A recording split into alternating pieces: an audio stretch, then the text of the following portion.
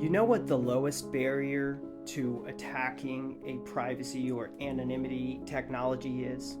The lowest barrier is always going to be spreading FUD, fear, uncertainty, and doubt. And when people see these doubts, these are one of the most effective attacks of all to convince people not to use the tools that can actually protect them.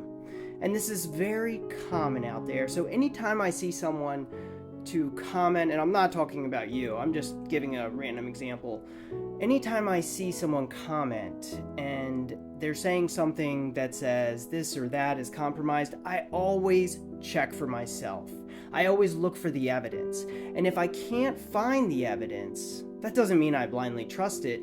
It just means I take it into consideration and I continue using that tool. Because without evidence, I just have to assume everything is FUD. And like I said, this is not directed at you, but I felt like I should make a video to talk about this because it is in fact the most effective attack on these networks, is to spread that fear, uncertainty, and doubt in that. But we should always follow the evidence. And when there isn't evidence, well, we should question the motive of that comment. Like I said, not directed at you, just a general statement. Now, we did see an attack on the Tor network a year or two ago, and it was something called KAX, K-A-X something. It was like a number or something, but look it up if you're interested. And this attack actually was attempting to run as many nodes as possible. Now, in other cases, if nodes are being attempted to be monitoring, there may be denial of service attacks. And in that way, they can help to enhance some of the correlation attacks when that is performed on, say, an onion site or something like that. Now, with the KAX attack, I call it KAX, I don't know if you pronounce it that way, but with that particular attack, they found hundreds of nodes were run by what looked like a malicious party.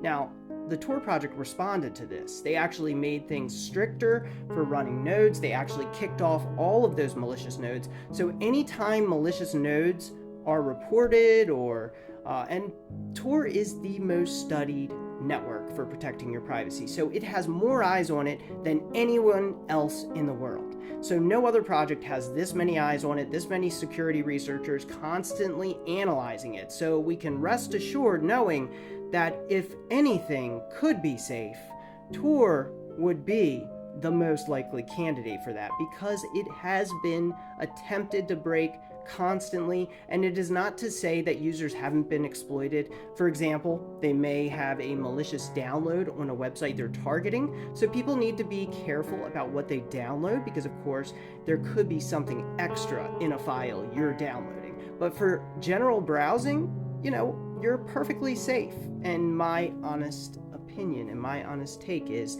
if you don't see the evidence, it's most likely because it's not out there.